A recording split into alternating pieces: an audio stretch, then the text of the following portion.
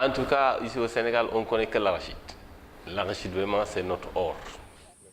Ceux qui développent l'arachide développent le Sénégal. Moi, je suis né dans ça. C'est ce qui m'a motivé à cultiver.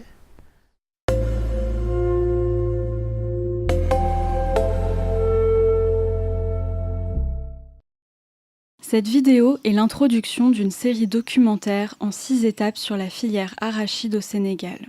La série abordera les enjeux et opportunités de la filière à travers les paroles des acteurs qui font la filière. L'arachide est la culture de rente la plus importante du pays depuis le milieu du XIXe siècle. Au cours du temps, la filière a connu diverses mutations entre libéralisation, restructuration et crise. Mais malgré les nombreuses difficultés rencontrées, l'arachide perdure au Sénégal. L'arachide est depuis longtemps ancré dans les habitudes alimentaires au Sénégal et s'incorpore dans de nombreux plats traditionnels comme le mafé ou le couscous. Elle fut importée durant le XVIe siècle, mais ce n'est qu'à l'époque de la colonisation française que cette culture s'intensifia. Le Sénégal a été pendant longtemps parmi les premiers producteurs d'arachide en Afrique et même dans le monde. L'arachide a connu sa meilleure époque vers 1960, puisque le Sénégal se plaçait parmi les premiers exportateurs d'huile et de tourteaux d'arachide du monde.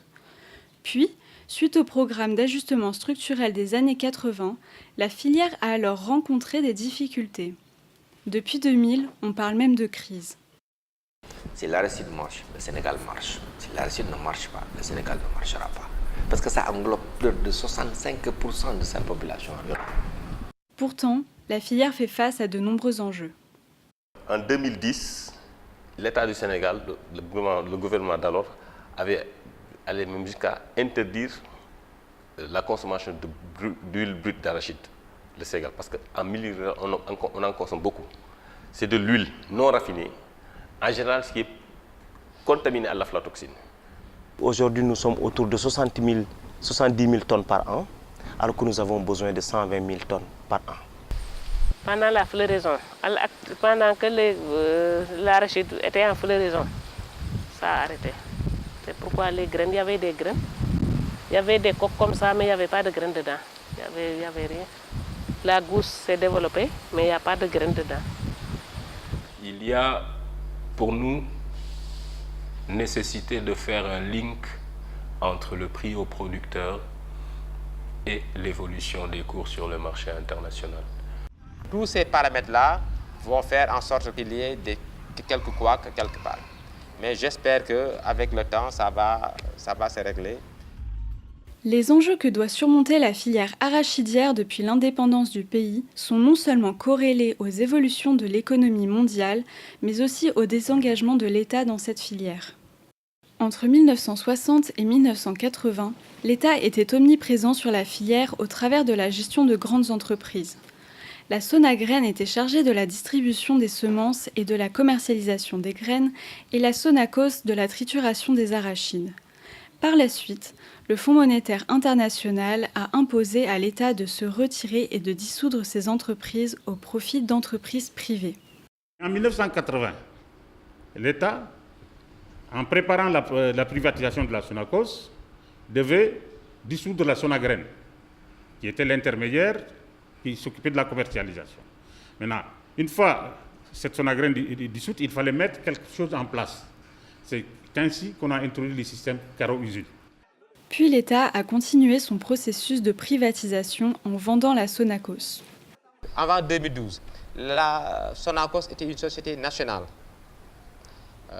On l'avait privatisée. On a constaté qu'il y avait vraiment trop d'imperfections dans le système et autres.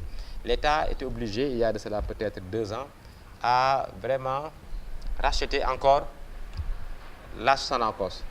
Tous ces changements et restructurations de la filière de la part de l'État ont favorisé la transformation artisanale et ont incité les acteurs à mieux s'organiser. Mais pour commencer, qui sont donc ces acteurs ? Bonjour, je m'appelle Ousmane Dione, je suis le directeur du réseau national des coopératives de producteurs de semences. Je m'appelle Malik Ndiaye, je suis le directeur général de la Caisse nationale de crédit agricole du Sénégal depuis mai 2015. La Fédération nationale des organismes privés stockeurs et transporteurs du Sénégal. West African Oils, Institut de technologie alimentaire. Les Bana Bana. La DPV.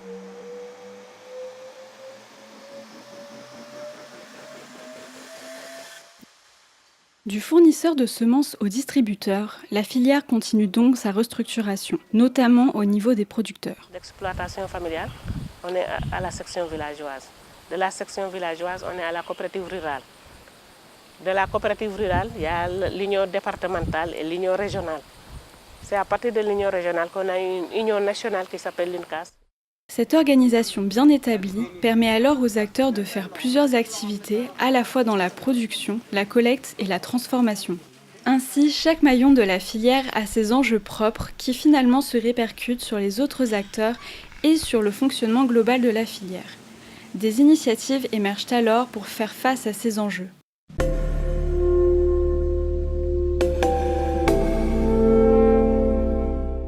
Juste une dernière question. Comment est produite l'arachide au Sénégal? L'arachide au Sénégal, elle est produite par des exploitations familiales. Où il y a deux enjeux principaux. Donc le problème de l'eau et le problème de fertilité des sols.